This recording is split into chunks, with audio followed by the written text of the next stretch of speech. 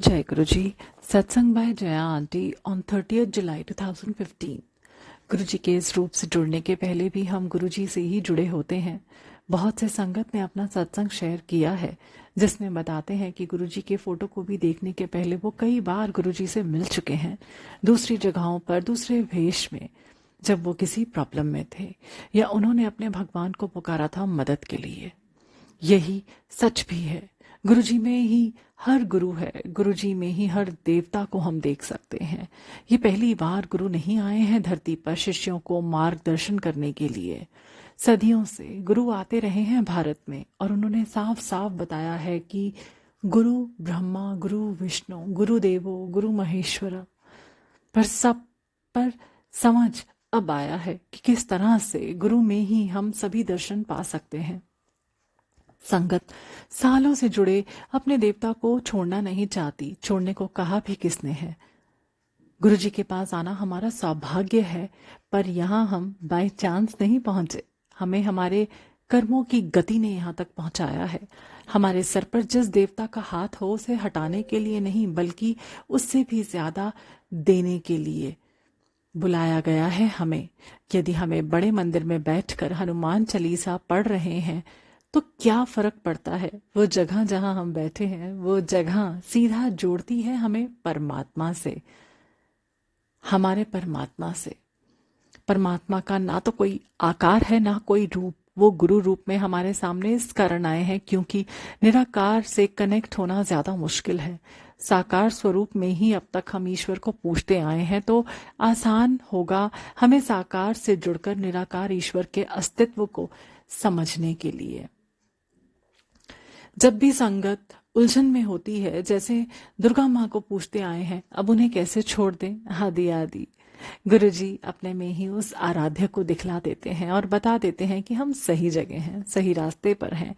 हम अपराध बोध में ना पड़ें, पर एक ईश्वर को समर्पित हो जाएं। जिस संगत ने गुरुजी को समर्पित कर दिया वो उस ज्योत को समझ सकते हैं जहां से हमारा उद्गम है, और जो कहा जा सकता है कि हम सब में स्थित है और उसी में हमें समाहित होना है।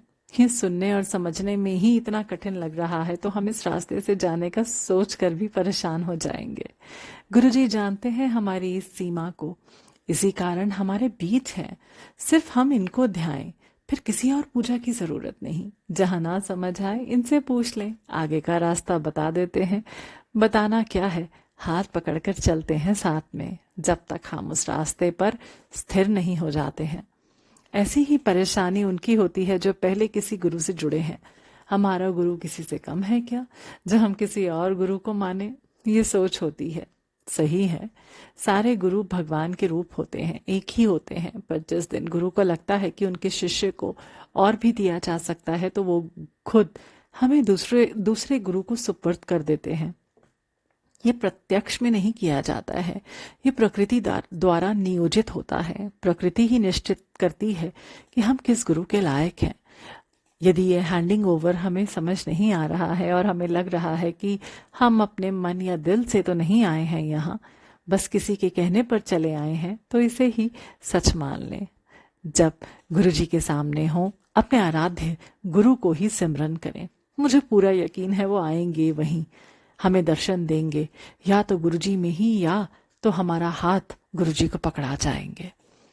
जैसे अभी हमारी आध्यात्मिक गति है वही इन क्रियाओं को संपादित करती है।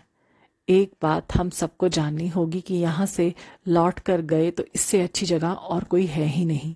संसार तो क्या, सृष्टि में भी नहीं। जो आत्माएं परलोक में भी हैं वो भी नहीं जाना चाहती हैं बड़े मंदिर से दूर, गुरुजी से दूर। हम कितने भाग्यशाली हैं जो हमें कोई मना ही नहीं है उनके दर पर जाने की, क्योंकि कलयुग को यह आशीर्वाद मिला हुआ है।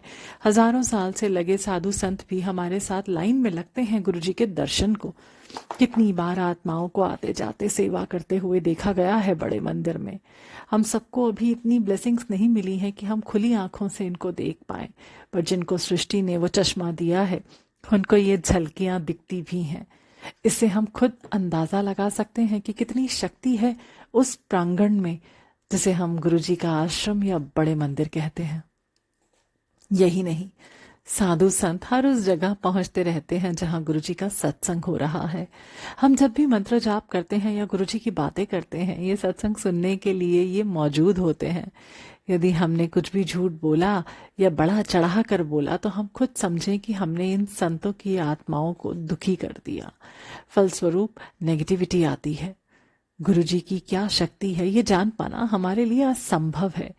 बस इतना समझ लें कि सृष्टि उनके इशारे पर चलती है। हम गुरु जी को एक महापुरुष मानकर ना चलें। भोले भंडारी जब तक अपना प्यार निछावर कर रहे हैं, हम बटोर लें। तीसरा नेत्र खुल गया तो ना तो हम बचेंगे, ना आप, ना ही ये सृष्टि।